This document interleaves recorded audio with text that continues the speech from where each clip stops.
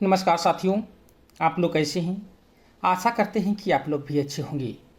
आज की इस वीडियो में नायर द्वारा आयोजित AEE यानी असिस्टेंट इलेक्ट्रिकल इंजीनियर का प्रीवियस ईयर क्वेश्चन पत्र दिखने वाले हैं। तो अगर आप AEE की प्रिपरेशन कर रहे हैं या JEE की प्रिपरेशन कर रहे हैं तो वीडियो आपके लिए काफ़ी महत्वपूर्ण होने वाला है। दोस्तों, ये प्रीवियस ईयर क्वेश्चन के सीरीज में सेट नंबर 5 का भाग 4 होगा। इसके अंतर्गत आज इस्टेब्लिशमेंट के प्रश्न देखेंगे। दोस्तों, ये दोनों जो चैप्टर है उससे काफ़ी अच्छे लेवल के प्रश्न पूछे गए हैं।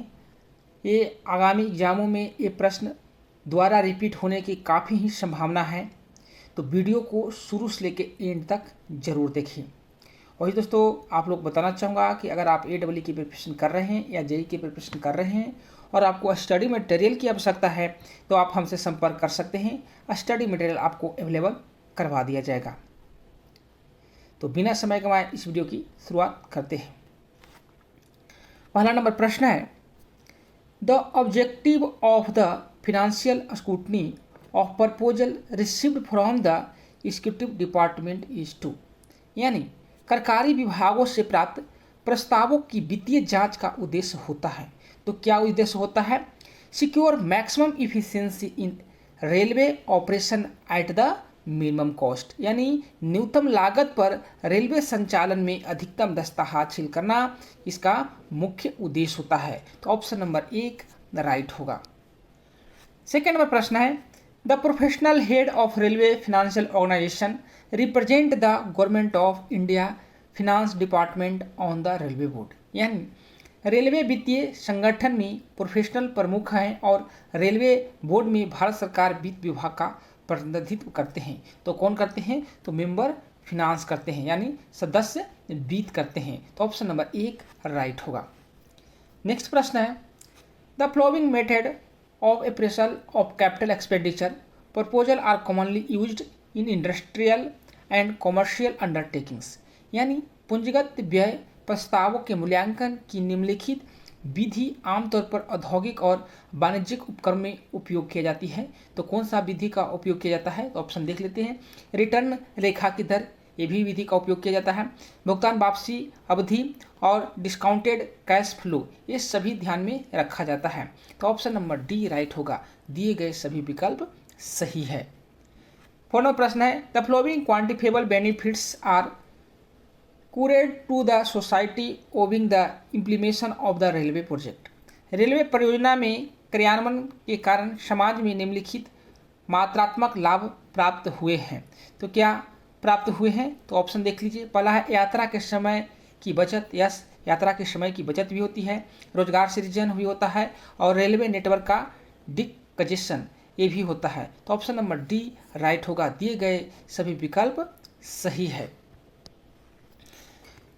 5 नंबर प्रश्न है, the dash is comparatively small and estimated on the basis of previous actual and any other circumstance that may be known as foreseen at the time, यानी तुलनात्मक रूप से छोटा और पिछले वास्तविक और किसी भी अन्य परिस्थितियों के आधार पर अनुमानित है जो उस समय ज्ञात या पूर्वाभास हो सकता है। क्या कहलाता है? सन्ड्री राजस्व कहलाता है। क्या कहलाता है? सन्ड्री राजस्व कहलाता है। ऑप्शन नंबर 2 राइट होगा। नेक्स्ट प्रश्न है 6 number, dash is an instrument of parliamentary financial control and at the same time important management tool, यानी संसदीय वित्त नियंत्रण का एक उपकरण है और साथ ही एक महत्वपूर्ण प्रबंधन उपकरण है। वो क्या कहलाता है? तो बजट कहलाता है। ऑप्शन नंबर 3 राइट होगा, बजट। नेक्स्ट प्रश्न है ऑपरेटिंग रेशियो इज, परिचालन अनुपात क्या होता है? तो परिचालन अनुपात जो होता है percentage of working expense to earning, यानी वर्किंग एक्सपेंसेस एवं आय का प्रतिशत ऑपरेटिंग रेशियो कहलाता है। ऑप्शन नंबर 2 राइट होगा। 8 नंबर प्रश्न है, for open tender for works invited through e tendering with normal notice period and having value up to including can be directly accepted by concern executive section grade JAG level. तो कितने लाख तक कर सकते हैं? तो 50 लाख तक कर सकते हैं। यानी समान कोटि की अवधि के साथ ई निविदा के माध्यम से आमंत्रित कार्य हेतु खुली निविदा के लिए 50 लाख तक सहित मूल्य सिलेक्शन ग्रेड JAG स्तर से संबंधित कार्य द्वारा सीधे स्वीकार किए जा सकते हैं। तो JAG ग्रेड तक कितने तक एक्सेप्ट कर सकते हैं? 50 लाख तक। ऑप्शन नंबर 3 राइट होगा। नेक्स्ट है the financial disposal of dash of the audit note and inspection report whether on the account of executive offices rests with the account officer. यानी ऑडिट नोट और निरीक्षण report के dash का अंतिम निपटान चाहे खाते पर हो या कार्यकारी कार्यालय पर लेखाधिकारी के पास होता है। तो किसके पास ये होता है? ये आपका पार्ट 2 के पास में होता है। ऑप्शन नंबर 2 राइट होगा।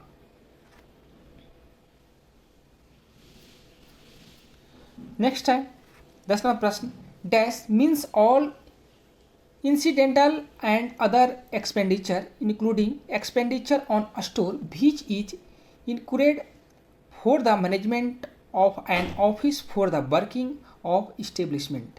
यानी एक कार्यालय के प्रबंधन के लिए स्थापना हेतु सभी आकस्मिक एवं अन्य व्यय स्टोर पर व्यय के लिए खर्च किया जाता है। तो किस पे ये खर्च किया जाता है? ये जो खर्च किया जाता है आकस्मिक व्यय यानी कंटीजेंट एक्सपेंडिचर पे खर्च किया जाता है। ऑप्शन नंबर 1 राइट होगा।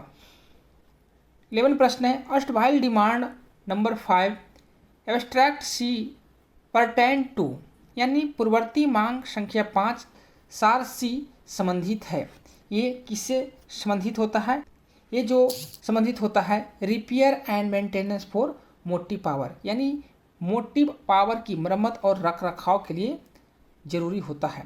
ऑप्शन नंबर 1 राइट होगा। 12वां प्रश्न है dash are recorded transactions which can not be booked to final head of account of any reason. यानी रिकॉर्ड किए गए लेन देन है जिन्हें किसी भी कारण से खाते के अंतिम शीर्ष बुक में नहीं किया जा सकता है। ये क्या कहलाता है? ये जो कहलाता है आपका सस्पेंस हेड कहलाता है। ऑप्शन नंबर 3 राइट होगा सस्पेंस हेड। 13वां प्रश्न है as per scope of inspection of executive offices during the inspection dash of the initial record of the office inspected need be scrutinised but the account of cash should be checked in. यानी निरीक्षण के दौरान कार्यकारी कार्यालयों के निरीक्षण के दायरे के अनुसार कार्यालय के डैश प्रारंभिक रिकॉर्ड की जांच की जानी चाहिए, लेकिन डैश नगद के खाते को जांचा जाना चाहिए। तो ये क्या जांचा जाना चाहिए? तो ओनली परसेंटेज और फुल जांचा जाना चाहिए। ऑप्शन नंबर 1 राइट होगा। 15वां प्रश्न है as per rule 149 of 2017 procurement of common use goods and service through GIM mandatory for goods and service available in GIM। यानी डैश 2017 के नियम 149 के अनुसार GIM में उपलब्ध वस्तुओं और सेवाओं के लिए GIM के माध्यम से समान उपयोग की वस्तुएं और सेवाएं खरीद अनिवार्य है। तो क्या अनिवार्य है? ये जो आपका अनिवार्य है समान वित्त नियम के अनुसार यानी जनरल फिनांस रूल के अनुसार ये खरीदना अनिवार्य है। ऑप्शन नंबर 3 राइट है। 16वां प्रश्न है मूल डैश का अर्थ है सभी नए निर्माण साइट की तैयारी मौजूदा कार्यों में अतिरिक्त योग और परिवर्तन नए खरीदे गए पहले छोड़े गए भवनों या संरचनाओं की विशेष मरम्मत जिसे रिमॉडलिंग या प्रतिस्थापन शामिल है। तो किसमें ये शामिल होता है? ये जो आपका शामिल होता है वर्क्स में शामिल होता है। ऑप्शन नंबर 3 राइट होगा वर्क्स।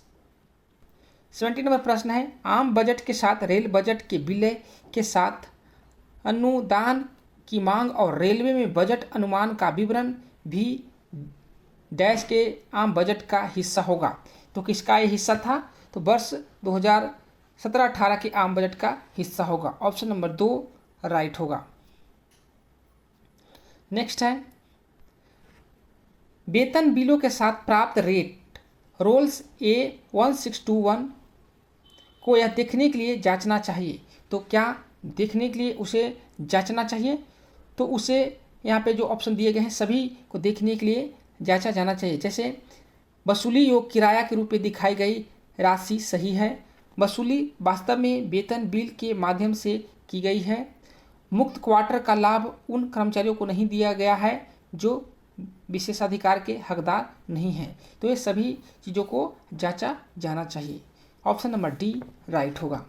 नेक्स्ट है, रोलिंग स्टॉक के आधुनिकीकरण में किए गए सभी व्यय डैश आवंटित किए जाते हैं।